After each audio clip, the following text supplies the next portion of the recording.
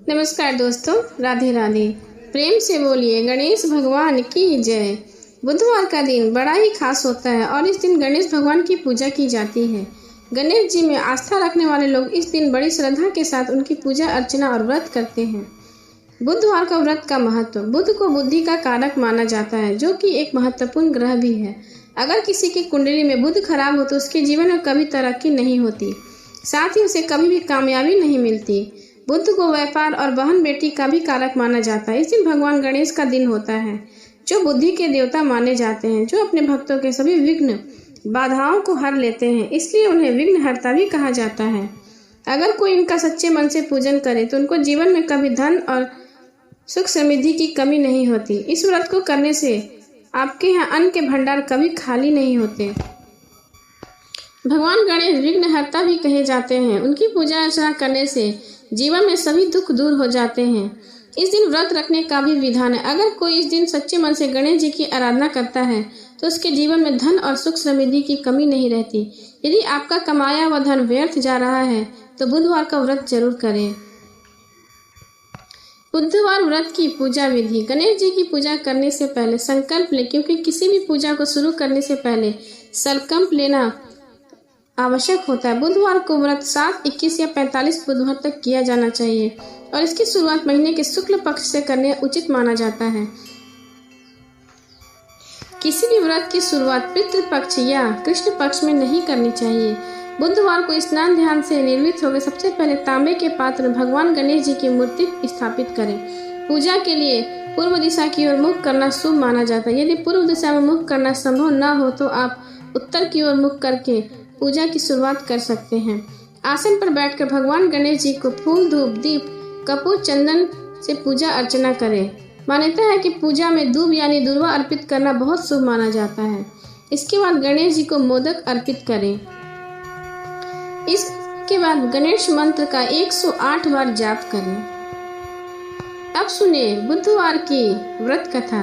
एक बुढ़िया थी, वो बहुत गरीब थी और अंधी थी। उसके एक बेटा और बहू था। वह बुढ़िया सदैव गणेश जी की पूजा किया करती थी। एक दिन गणेश जी ने प्रकट होकर उस बुढ़िया से कहा, हे बुढ़िया माँ, तू जो चाहे सो मांग ले। बुढ़िया बोली, मुझसे तो मांगा नहीं जाता, मैं कैसे मांगू। तब गणेश जी बोले, अपने बेटे और बहू से पूछ कर आना। तब बुढ़िया ने अपने बेटे और बहू से कहा, गणेश जी कहते हैं कुछ मांग ले, बता मैं क्या मांगू। पुत्र ने कहा, माँ तो धन मांग ले। बहू से पूछा तो बहू ने कहा, नाती मांग ले। तब बुढ़िया ने सोचा कि ये तो अपने मतलब की बातें कर रहे हैं। अंत में उस बुढ़िया ने पड़ोसन से पूछा तो उन्होंने कहा, बुढ़िया तू तो थोड़े दिन ही जिएगी, क्यों तू धन मांगे और क्यों नाती मांगे। तू अपनी आंखों की रोशनी मांग ले, जिससे तेरी जिंदगी आराम से कट जाए। इस पर बुढ़िया बोली, यदि आप प्रसन्न हैं तो मुझे 9 करोड़ की माया दे, निरोगी काया दे, अमर सुहाग दे, आंखों की रोशनी दे, नाती दे, पोता दे और सब परिवार को सुख दे और अंत में मोक्ष दे। यह सुनकर गणेश जी बोले, बुढ़िया माँ, तूने तो मुझे ठग दिया। फिर भी जो तूने मांगा है वचन के अनुसार सब तुझे मिलेगा। और यह कहकर गणेश जी अंतर ध्यान हो गए। उधर बुढ़िया माँ ने जो कुछ मांगा था वह सब कुछ उसे मिल गया। हे गणेश जी महाराज, जैसे तुमने उस बुढ़िया माँ को सब कुछ दिया वैसे सबको देना। प्रेम से बोलिए गणपति महाराज की जय। अब सुने दूसरी कथा। एक दिन पार्वती माता स्नान करने के लिए गई, लेकिन वहां पर कोई रक्षक नहीं था। इसलिए उन्होंने चंदन के पेस्ट से एक लड़के का अवतार बना दिया और उसका नाम रखा गणेश। माता पार्वती ने गणेश को आदेश दिया कि उनकी अनुमति के बिना किसी को भी घर के अंदर न आने दिया जाए। जब शिव जी वापस लौटे तो उन्होंने देखा कि द्वार पर एक बालक खड़ा है। जब बालक वे अंदर जाने लगे तो उस बालक ने उन्हें रोक दिया और नहीं जाने दिया। यह देख शिव जी क्रोधित हुए और अपने सवारी बैल नंदी को उस बालक से युद्ध करने को कहा, पर युद्ध में उस छोटे बालक से नंदी को हरा दिया। यह देखकर भगवान शिव जी ने क्रोधित होकर उस बालक गणेश का सर काट दिया। अब माता पार्वती वापस लौटी तो वह बहुत दुखी और जोर जोर से रोने लगी। शिव जी को जब पता चला कि उनका स्वयं का पुत्र था तो उन्हें भी बहुत गलती का एहसास हुआ। शिव जी ने लापरवाही को बहुत समझाने की कोशिश की, पर वह नहीं मानी और गणेश के नाम लेते लेते और दुखित होने लगी। अंत में माता पार्वती ने क्रोधित होकर शिव जी को अपनी शक्ति से गणेश को दोबारा जीवित करने के लिए कहा। शिव जी बोले, हे पार्वती, मैं गणेश को जीवित तो कर सकता हूँ, पर किसी अन्य जीवित प्राणी के सर को जोड़ने पर ही। माता पार्वती रोते रोते बोल उठी, मुझे अपना पुत्र किसी भी हाल में जीवित चाहिए। यह सुनते ही शिव जी ने नंदी को आदेश दिया, जाओ नंदी, इस संसार में जिस किसी प्राणी कि जीवित प्राणी का सर तुमको मिले, काट लाना। जब नंदी सर खोज रहा था तो सबसे पहले उसे एक हाथी दिखा, तो वो उसका सर काट कर ले आया। भगवान शिव ने उस सर को गणेश के शरीर से जोड़ दिया और गणेश जी को जीवन दान दे दिया। शिव जी ने इसलिए गणेश जी का नाम गणपति रखा और बाकी सभी देवताओं ने उन्हें वरदान दिया कि इस दुनिया में जो भी कुछ नया कार्य करेगा पहले जय श्री गणेश को याद करेगा और किसी भी पूजा में सर्वप्रथम गणपति की पूजा होगी, उसके बाद अन्य देवता की पूजा की जाएगी। अब सुने गणेश जी की सवारी मूषक की कथा। एक समय की बात है, एक बहुत भयंकर असुर का राजा गजमुख था। वह बहुत शक्तिशाली बनना और धन चाहता था। वह साथ ही सभी देवताओं को अपने वश में करना चाहता था, इसलिए हमेशा भगवान शिव से वरदान के लिए तपस्या करता था। शिव जी से वरदान पाने के लिए वह अपना राज्य छोड़ जंगल में जाकर रहने लगा और शिव जी से वरदान प्राप्त करने के लिए बिना पानी बिना भोजन खाए रात दिन तपस्या करने लगा। कुछ साल बीत गए। शिव जी उसके अपार तप को देखकर प्रभावित हुए और शिव जी ने उसके सामने प्रकट हुए। शिव जी ने खुश होकर उसे दैविक शक्तियां प्रदान की, जिससे वह बहुत शक्तिशाली बन गया। सबसे बड़ी ताकत जो शिव जी ने उसे प्रदान की थी यह वह था कि उसे किसी भी शस्त्र से मारा नहीं जा सकता था।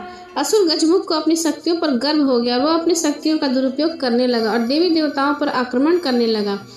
मात्र शिव, ब्रह्मा और विष्णु और गणेश ही उसके आतंक से बचे हुए थे। गजमुख चाहता था कि हर कोई देवता उसकी पूजा करे। सभी देवता शिव, विष्णु और ब्रह्मा जी के शरण में पहुंचे और अपने जीवन की रक्षा की गुहार लगाने लगे।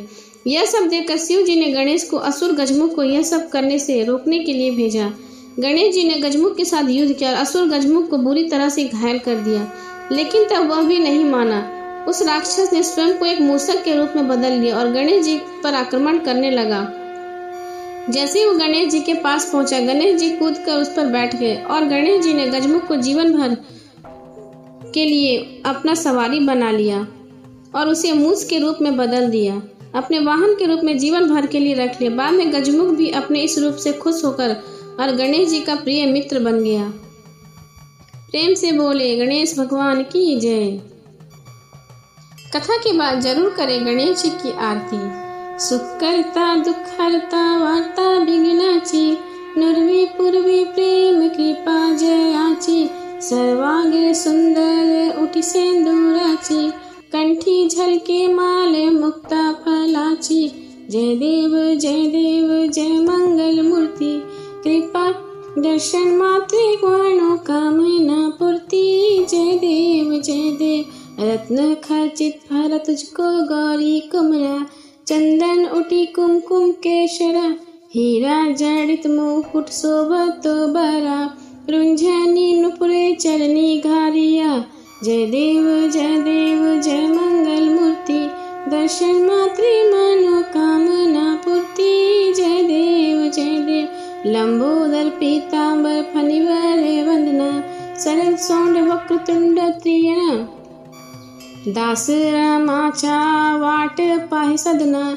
संकट पावे निर्वाणी रक्षावे वंदना, जय देव जय मंगल मूर्ति, दर्शन मात्रे मनोकामना पूर्ति, जय देव सिंदूर लाल चढ़ायो अच्छा गजमुख को, दोनिन लाल बिराजे सुत गौरी हर को, हाथ लिए लड्डू साईं सुरवर को, महिमा कहे न जाए लागत हूँ पद को, जय देव जय मंगल मूर्ति, दर्शन मात्रे मनोकामना पूर्ति, जय देव। प्रेम से बोलिए गणपति महाराज की जय।